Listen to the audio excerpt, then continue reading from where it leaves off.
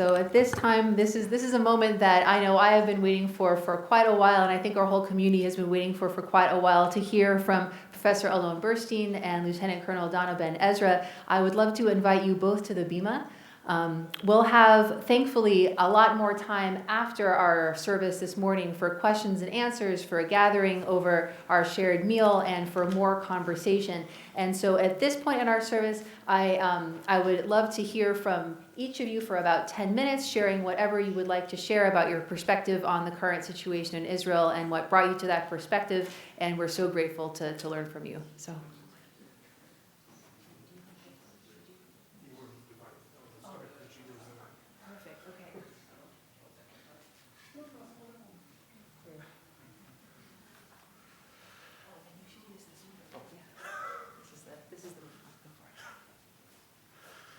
Hello.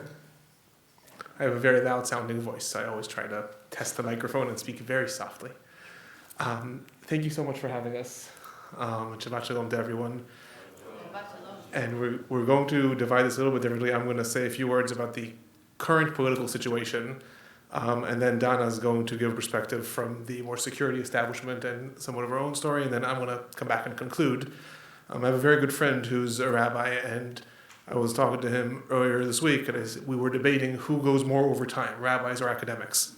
But we're going to try to keep it within the allotted time. So, just in brief, because what's been going on in Israel has been, I think, confusing for some, crazy for others. So I want to give a little bit of perspective on what's been going on and why it's such a critical moment.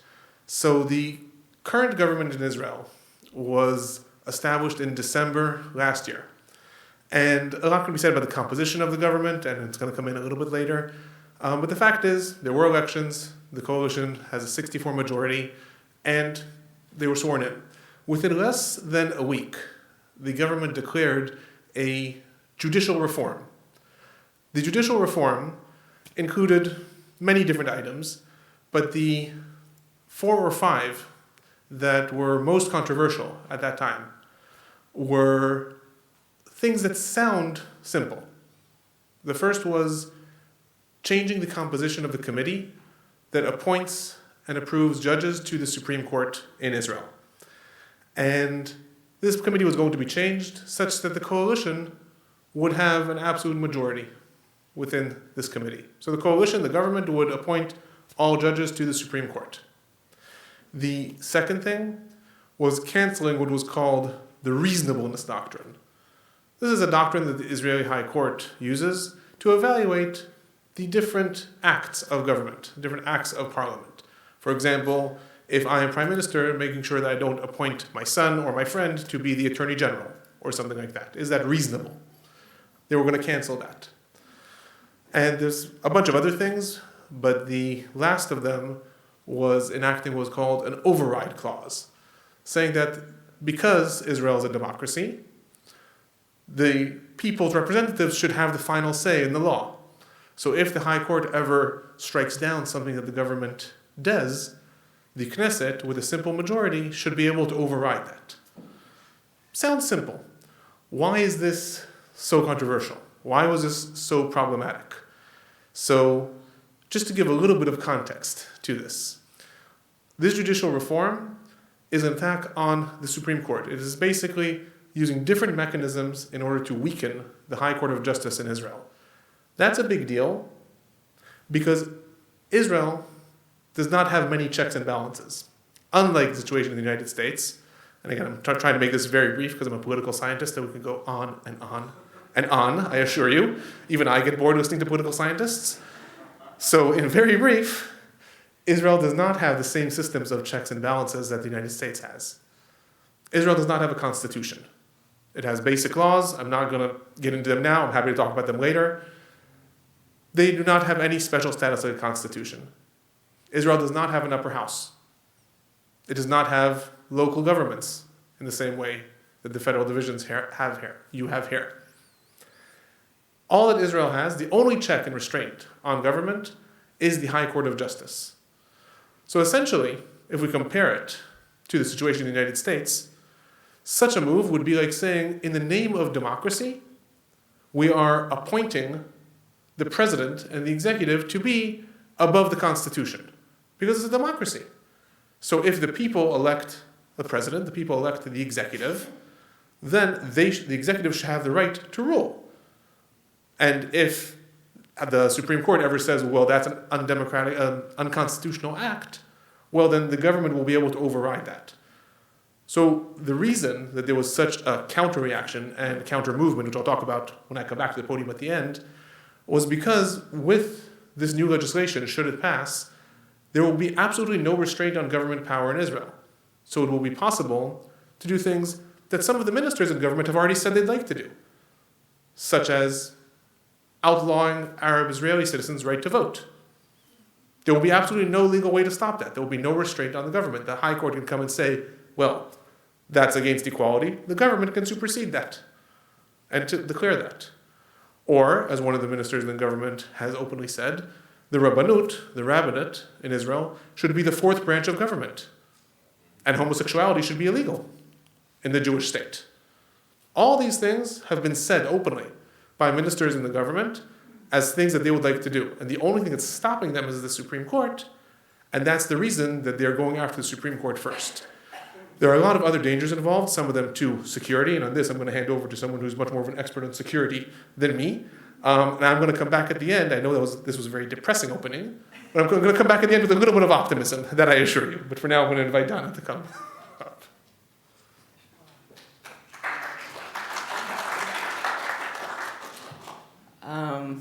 It's a big foot to step in. Good morning and Shabbat Shalom, and thank you for having us again.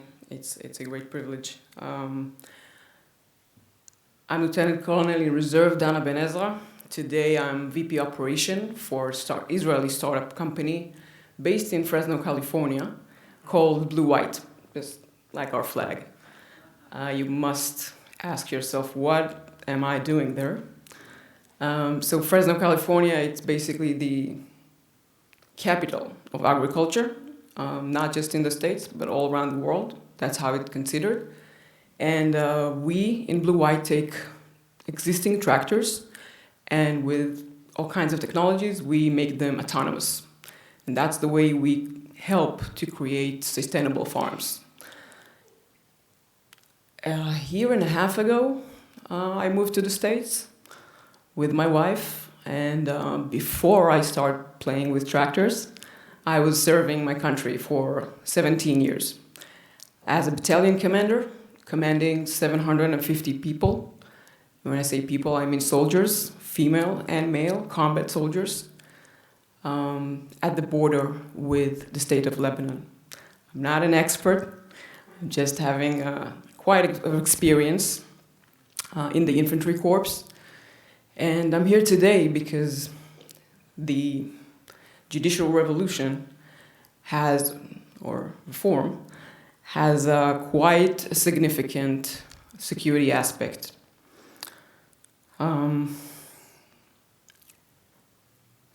It's not easy for me to stand here in front of you and talk to you about the things that we think about what our government is doing. I'm sure all of you knows, or most of you knows, that in Israel we have a concept that calls the People's Army, which basically says that at the age of 18, every boy and girl pause their lives, enlisting the army, not because they chose to, but because they have to, and protecting their country, our country, for almost 3 years, and sometimes needs to sacrifice more than just their time.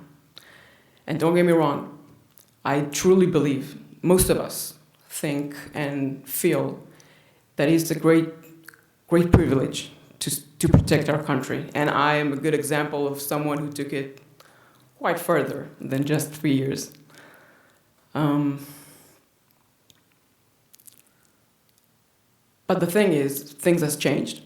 And we're having today a large portion of very significant corps in the army that are not willing to serve for a dictatorship. It's tearing the army inside, from the inside. And the thing is that I'm myself including in this group that are not willing to serve dictatorship. It's because the essence of protecting Israel is not for a land or a territory. We don't see it that way. We are protecting Israel in order to let the people establish an exemplary society, be able to fulfill the commandment of light unto the nation, Or LaGoyim. And if not for that, what's the point? What's the point of sacrificing your life? And as I said before, it's not easy for me to stand here and trying to explain to you I'm not against my country. On the contrary, I love my country. I dedicated my entire elderly life in order to protect it. And I've been taught from a very young age, also in the army, and I've been teaching my soldiers to always do the right thing. No matter if you're alone there, no matter if you're the only one who thinks that, no matter how high the price may be, you need to do the right thing.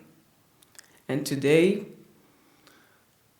standing against those steps the government is trying to take us there, it's, for me, the right thing to do. You want to jump in? Yeah.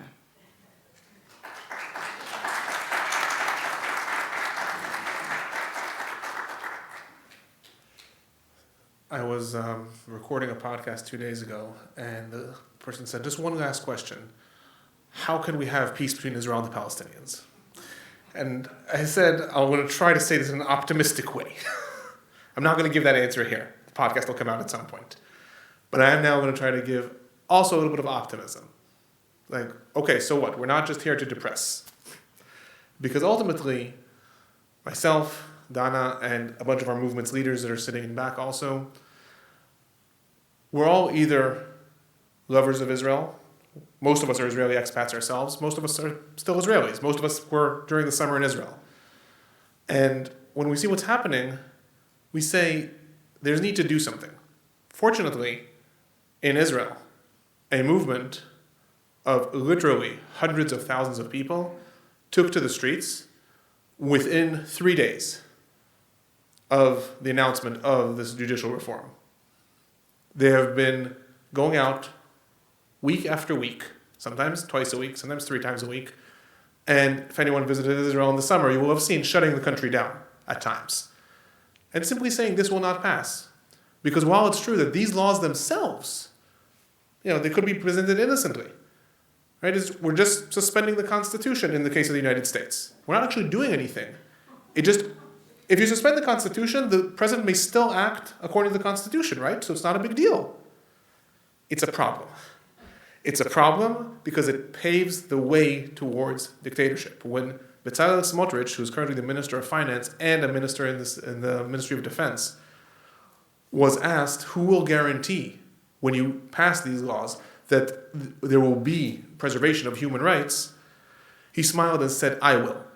This is the same Bezalel Smotrich who 3 months before that, during the election campaign, said that in his opinion, the largest existential threat to Israel is human rights organizations. But he's the one who's going to protect human rights and civil liberties in Israel. The protest movement has been very invigorating. There is a large presence of it throughout the United States also. I myself am part of it.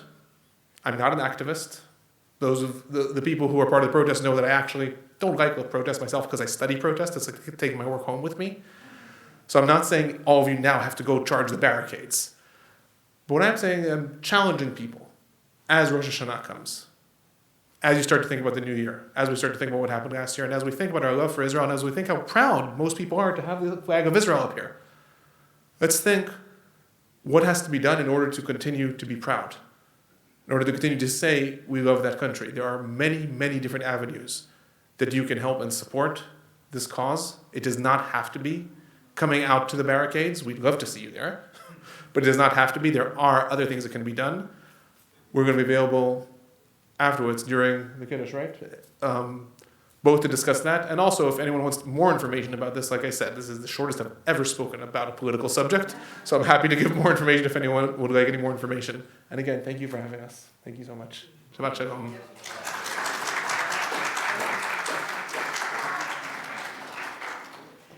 Thank you so much to both of you for sharing your perspective, sharing your wisdom, sharing your time and your knowledge with us. Again, thankfully, this is just the beginning of our conversation. We have a Q&A afterwards. If there are things that you heard that you agreed with, that's wonderful. If there are things that you heard that you disagreed with, that is equally wonderful. We are a diverse community and we value our diversity. And we will have an opportunity to express our opinions at Kiddush. And for now, we will conclude with our Musaf service.